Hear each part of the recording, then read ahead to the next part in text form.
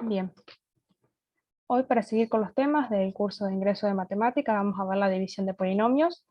La única división de polinomios que va a entrar en el examen de ingreso es la de este tipo, la de que tenemos un polinomio dividido uno de la forma x más o menos algo, o sea, es un polinomio de la forma x menos r. Van a ver que en una parte del libro se explica la división larga, pero bueno, el tema no corresponde, solo vamos a ver esta división que se resuelve usando la llamada regla de Ruffini. Para poder aplicar la división por regla de Ruffini, lo primero que tienen que hacer es completar y ordenar el polinomio. Por ejemplo, ven que acá tengo x a la cuarta y x al cuadrado, me falta el término con x al cubo, o sea que voy a completar menos 3x al cuadrado más 0x al cubo, y bueno, y ahí sí, menos 2x cuadrado más x menos 3. Ahora, para hacer la división, voy a realizar el siguiente esquema. Voy a hacer como una L, como una casita, donde voy a colocar primero todos los coeficientes del polinomio, ya completo y ordenado. Venga, acá está el 0 del x al cubo. Y acá voy a poner el numerito, el r, digamos. O sea, el numerito por el cual voy a dividir. Fíjense que siempre va a cambiar el signo.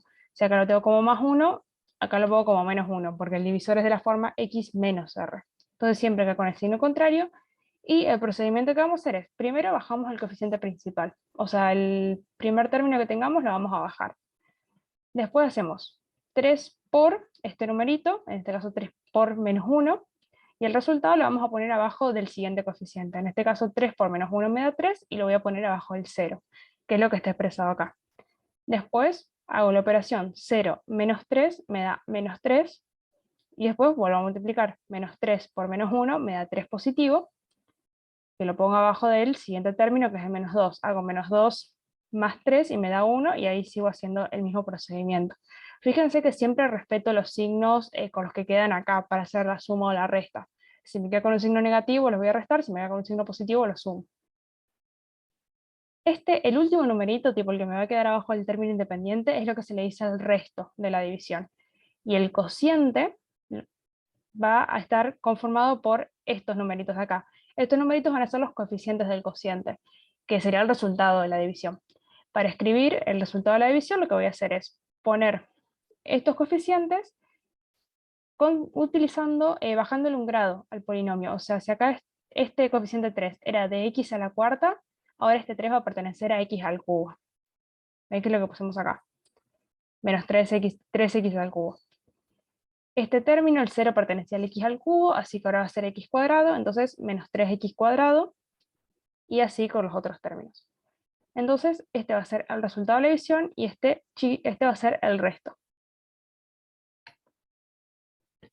Ahora un par de teoremas que van a aparecer, que son bastante importantes en esta unidad. Por un lado, el teorema del resto, que dice que si dimos un polinomio cualquiera por x menos r, el resto de la división es igual a p evaluado en r. ¿Qué quiere decir todo esto? Que si yo divido dos polinomios, el resto, tipo este numerito que me aparece acá al final, es lo mismo que agarrar el polinomio y evaluarlo en R. O sea, si yo agarro este polinomio y lo evalúo en menos 1, me va a dar este valor, menos 3. Por eso dice, el resto es igual al valor numérico del polinomio en R. Eso es el teorema del resto. Después, el teorema del factor dice que si el resto de la división de x menos r da 0, eso quiere decir que r es factor del polinomio, o en este caso también quiere decir lo mismo que r es factor, también quiere decir que r es raíz. Que también se complementa con esto, digamos, vimos que si el valor numérico del polinomio evaluado en un número da 0, eso quiere decir que es una raíz. Bueno, acá lo que te dice es que si el resto da 0, eh, ese valor es una raíz que coincide básicamente con lo que dice el teorema del resto. Y el teorema de la raíz racional, que dice que si yo tengo un polinomio, bueno, con término principal, independiente, no nulo, bla, bla, bla, tiene una raíz racional de la forma m sobre k, donde m es un divisor del término independiente y k un divisor del coeficiente principal. Ahora vamos a ver cómo aplicar todo esto junto, y vamos a verlo con un ejemplo, así es más fácil. ¿Cómo aplico todo esto junto? Por ejemplo, acá tengo este polinomio, p de x igual 2x al cubo menos 5x cuadrado más 6x menos 3. Ahora aplico este teorema, el de la raíz racional, que eso nos va a servir para poder determinar las posibles raíces del polinomio. Entonces, lo que voy a usar es las posibilidades para m. dijimos que m es un divisor del término independiente. Entonces buscamos cuál es el término independiente, acá en este caso es 3. Los posibles divisores, 3 lo puedo dividir por 1, por menos 1, por 3 y por menos 3. Entonces, esos son los posibles valores que puede tomar m. Y k son los divisores del coeficiente principal, que en este caso es 2. O sea que 2 es divisible por 1, por más menos 1 y por más menos 2. Entonces, lo que nos dice es que las raíces van a tener la forma m sobre k. Entonces, busco las posibilidades. 1 sobre 1, 1 sobre menos 1, 1 sobre 2, 1 sobre menos 2, y así con todos, y vamos a ver que vamos a llegar a todas estas 8 opciones. Más menos 1, más menos 3, más menos 3 medios y más menos 1 medio. Todas estas 8 opciones son las posibles raíces, de este polinomio según este teorema, el de la raíz racional. Ahora, lo que nos conviene hacer cuando tenemos todas estas raíces, antes de ponernos a hacer Ruffini, es usar el teorema del factor, o en realidad es lo que habíamos visto también la semana pasada, evaluar el polinomio en estas raíces y ver si nos da 0, así no nos ponemos a hacer Ruffini con 8 números distintos que podemos demorar mucho y se puede llegar a complicar. Entonces, evaluamos el polinomio en esos valores hasta encontrar cuáles son las posibles raíces, o sea, evalúo el polinomio hasta que el resultado me da 0. Una vez que encontré ese valor para el cual da 0, hago la división. Si vemos que el resto nos da 0, eso quiere decir que concuerda con el teorema del factor, o sea que está bien, encontramos una de las raíces, y escribimos lo que se dice el polinomio factorizado, donde escribimos el cociente, el resultado de la división, digamos, que acá es 2 con x que le disminuye un grado, que es x al cubo, acá pasa a ser x cuadrado, menos 3x más 3, y acá pongo x menos 1, que esto es la forma factorizada. Este x menos 1 es lo que nosotros sabemos que es una raíz. Eso es lo que dice acá. Evaluamos para ver si el valor numérico del polinomio es 0, y ahí ya con ese valor que sabemos que es raíz, aplicamos Ruffini. Esto lo vamos a usar todo para lo que se dice factorizar. ¿Qué es factorizar? Es básicamente expresar el polinomio como múltiplo de otros polinomios. La forma más común y más sencilla de factorizar es aplicando el factor común. El factor común lo que hace es como el inverso de la propiedad distributiva. Ustedes van a tener una expresión y van a tener que buscar qué es lo que se repite. Por ejemplo, acá lo va a estar escribiendo con los números por un lado y con las x y los exponentes por otro. Para los numeritos, para los coeficientes, van a buscar el divisor común. O sea, tenemos 3, tenemos 6, podemos poner 3. Yo sé que 3 dividido 3 me da 1 y que 6 dividido 3 me da 2. O sea que todo bien, todo en orden. Y para las x voy a poner x elevado al menor exponente de los 2 o 3 que tenga. Por ejemplo, en este caso tengo x al cubo y x al cuadrado, pongo x al cuadrado. Entonces después hago la división. 3x al cuadrado dividido 3x al cubo. No, perdón, miento. Es 3x al cubo dividido 3x al cuadrado. 3 dividido 3 me da 1. X al cubo dividido x cuadrado me da x. Y lo mismo, 6x al cuadrado, 6 dividido 3, 2, x al cuadrado dividido x al cuadrado me da x a la 0, o sea, 1 me queda solamente el 2. Entonces, esto es lo que es hacer factor común. Después pueden ver si hacen la distributiva, les vuelve a devolver este polinomio. Lo mismo podrían hacer acá. Por ejemplo, acá tenemos 3, tenemos 2 y tenemos 6. Sabemos que el divisor puede ser 3. O sea, 3 lo podemos dividir por 3, 12 lo podemos dividir por 3 y 6 lo podemos dividir por 3. Pero acá van a ver que no podemos sacar factor común x porque este término, el 6, no tiene x, entonces no lo voy a poder sacar como factor común. Entonces solo me va a quedar 3, y hago 3x al cuadrado dividido 3, me va a quedar x cuadrado, como está acá, menos 12 dividido 3, menos 4x, y 6 dividido 3, 2. También lo mismo, es el proceso inverso a la distributiva. Básicamente lo que no tenemos que buscar es, para los coeficientes, un divisor común, y para las x, la x con menor exponente. Esta es la forma más común. Después hay una forma un poquito más compleja, que es el factor común en grupos, donde básicamente lo que hacen es empezar a jugar para ver cómo les conviene mejor agrupar los números para que poder sacar, ponerle dos factores comunes diferentes y simplificar más la ecuación. Por ejemplo, acá tengo este que es 4x al cubo menos 4x cuadrado más 2x menos 2. Si yo quisiera sacar factor común acá, podría, pero el tema es que, por ejemplo, no podría sacar factor común x porque el menos 2 no la tiene. Entonces lo que puedo hacer es sacar factor de estos primeros dos términos por un lado y de los otros dos por otro. De estos sé que puedo sacar factor común 4 y x al cuadrado, o sea, el x con menor exponente, y van a ver que me queda 4x al cuadrado, acá me va a quedar x y menos 1. Y acá lo mismo. Acá lo que puedo sacar es factor común, no vamos a poder sacar la x, pero vamos a poder sacar el 2. Me queda 2 por x menos 1. Voy a hacer 2x dividido 2 me va a dar x, menos 2 dividido 2 me da menos 1. Y acá van a ver que encima les conviene porque ven que este término, el x menos 1, se repite en los dos términos, entonces lo pueden sacar de nuevo con factor común y queda x menos 1 por x, 4 por x al cuadrado más 2. O sea, x menos 1 es un factor común de ambos términos. Es básicamente hacer lo mismo que el factor común, solo empezando a ver qué les conviene agrupar con qué para simplificar más la expresión.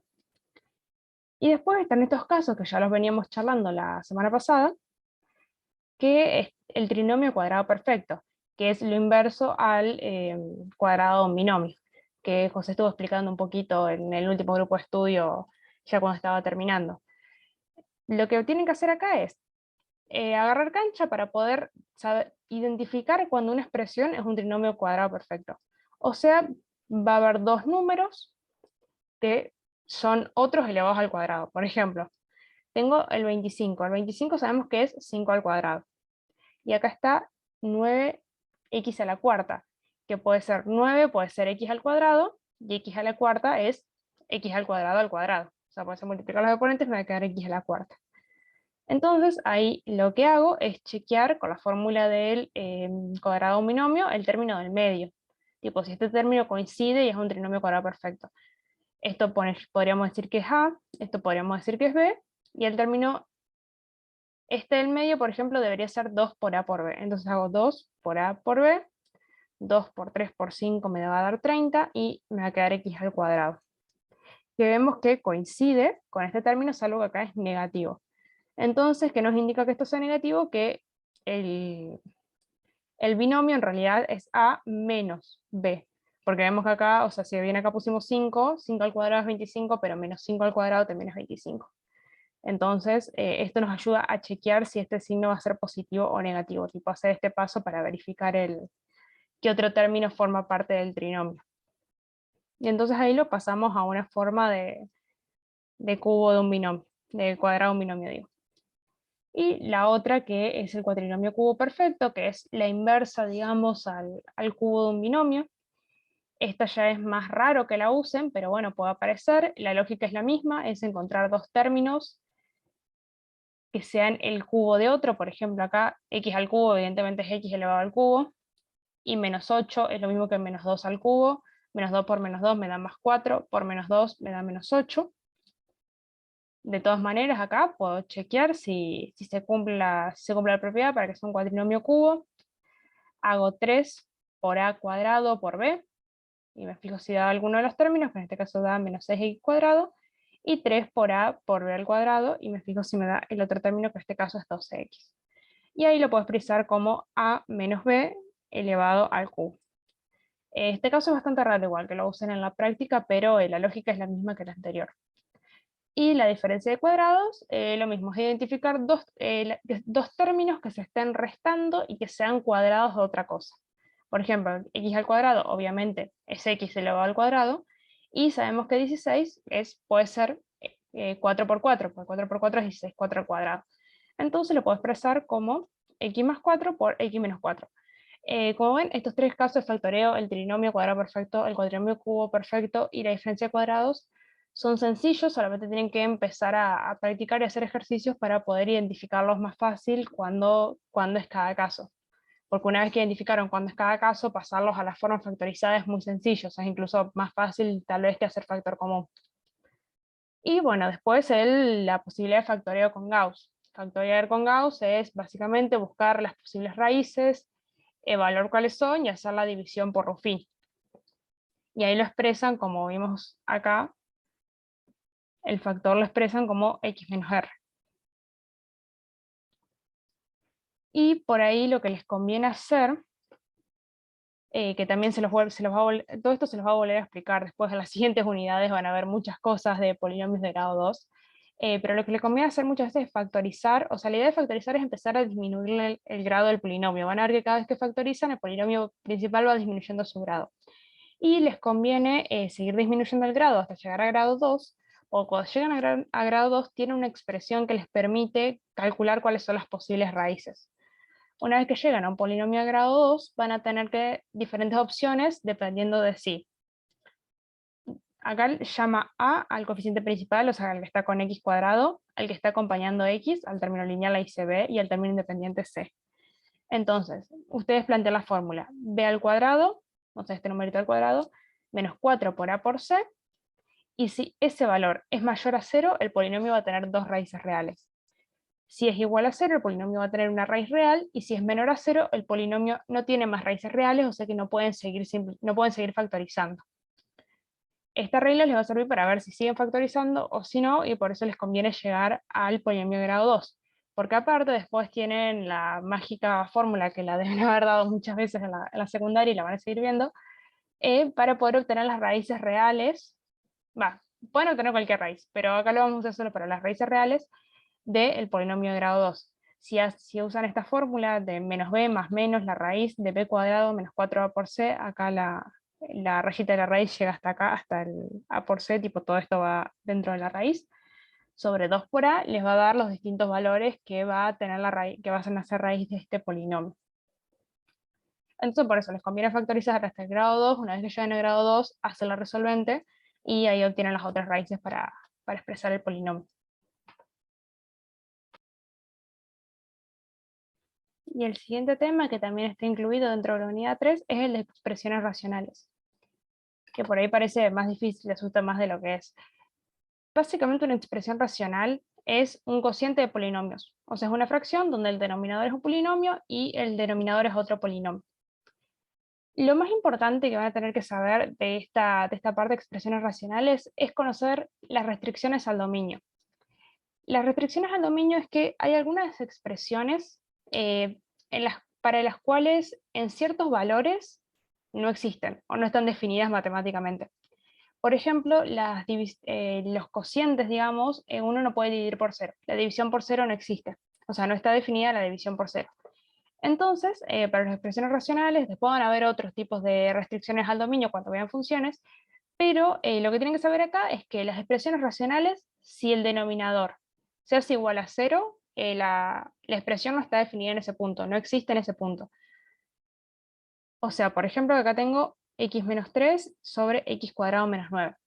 Lo que tengo que tener cuidado siempre es el denominador. Si el numerador se me hace 0, no importa. O sea, si el numerador se hace 0, está bien, no hay ningún problema. El problema es cuando el denominador se haga 0.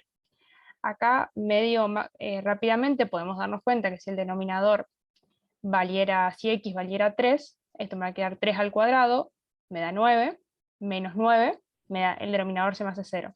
Lo mismo si acá tuviera menos 3. Tengo menos 3, lo elevo al cuadrado, me da 9, 9 menos 9 me da 0. Entonces, para esos valores en los cuales el denominador es igual a 0, decimos que la expresión racional no está definida. O sea, está definida para todos los números reales, o sea, esta expresión existe para todos los números reales. X puede ser cualquier número real, excepto 3 y menos 3, porque si vale 3 y menos 3, el denominador se me anula y esta expresión no está definida. Y justamente esos valores para los cuales el denominador se anula son las raíces del polinomio. Y algo que es muy importante es que siempre las restricciones al dominio las tienen que plantear en las expresiones antes de simplificarlas. Por ejemplo, acá hay un ejemplo donde tengo una suma de dos expresiones racionales. Vemos que esto tiene toda la pinta de ser una diferencia de cuadrados, porque es x al cuadrado menos 4, que 4 es 2 al cuadrado. Entonces lo expreso como x menos 2 por x más 2. Lo mismo acá, tengo x cuadrado y tengo 9, que es 3 al cuadrado, así que también lo expreso como una diferencia de cuadrados factorizado. Y acá tenemos x más 2 arriba, x más 2 abajo, lo puedo simplificar. X menos 3 arriba y x menos 3 abajo, puedo simplificar. Acá siempre tengan cuidado que para simplificar expresiones siempre tienen que estar dentro de la misma fracción, o tienen que estar multiplicando acá o dividiendo, No pueden simplificar, por ejemplo, este numerador con un denominador de acá, siempre todo dentro de la misma fracción. Pero bueno, simplifico, y esto me queda 1 sobre x menos 2 más 1 sobre x más 3. Acá, para hacer la suma, lo que hacen es multiplicar estas dos expresiones, les queda x menos 2 por x menos 3, operan como si fuera una suma de fracciones, simplemente les va a quedar x más 3 más x menos 2. Resuelven, acá plantean pasar este más para acá, les va a quedar más x menos 2, resuelven y les queda 2x más 1. Y acá acá es donde se puede ver el ejemplo de que las restricciones del dominio las tienen que tomar antes de simplificar. ¿Por qué? Porque si se fijan acá, pareciera que los únicos valores que no puede tomar el denominador son 2, pues si tomo el valor 2, me queda 2 menos 2, 0, y multiplicado este número me va a dar 0 siempre. O también lo mismo, si acá si este x valiera menos 3 más 3 me va a dar 0, y me va a anular esto también, tipo, me va a anular todo el denominador. Sin embargo, si lo miran arriba, van a ver que hay otros valores también que puede tomar, por ejemplo, menos 2. Si fuera menos 2, este término se me va a anular y esto va a valer 0. Entonces, siempre las restricciones al dominio se toman desde la primera expresión racional. O sea, yo tengo una expresión racional que es la suma de dos expresiones racionales, las restricciones las tomo antes de simplificar, antes de resolver, antes de todo. No las tomen sobre el resultado final porque pueden perder valores en el medio. Acá unos errores comunes que suelen aparecer a la hora de simplificar. Como dijimos hoy, pueden simplificar, por ejemplo, estas dos expresiones, x más 2 y x más 2, porque estos están multiplicando, acá arriba no hay nada, es como si tuviera 1 por todo esto. Esto lo puedo hacer, pero lo que no puedo hacer es, por ejemplo, simplificar acá cuando hay sumas. Para poder simplificar siempre tienen que ser expresiones que se estén multiplicando o dividiendo entre sí. No puedo simplificar acá que hay una suma. Acá el mismo error que veíamos en la unidad 2, yo puedo como separar la expresión, tengo un denominador y tengo una suma arriba, yo lo puedo separar en dos sumas con el mismo denominador, pero no puedo hacerlo al revés, no puedo poner un mismo numerador y separar el denominador. Esto es lo que ya lo habíamos visto en la unidad 2. Y acá también tener en cuenta que cuando yo sumo expresiones, lo que dijimos, lo que tienen que hacer es multiplicar, o sea, si no hay ningún valor que se repita, multiplican los denominadores como hacíamos siempre con las sumas de fracciones. Multiplican los denominadores o buscan un divisor común. No es que el denominador de esto es x al cubo más x más 1, sino que es x al cubo por x más 1. Pero básicamente tienen que tener cuidado, las operaciones se hacen exactamente igual que las operaciones con fracciones, tengan cuidado con cómo simplifican, y lo más importante de esta parte es poder determinar las restricciones al dominio, que como dijimos en este caso, son solamente los valores en los cuales el denominador se hace 0, el denominador se anula, que son las raíces del polinomio. Entonces, por lo general van a tener que factorizar el denominador para sacar cuáles son las raíces, y ahí sacan cuáles son las restricciones al dominio.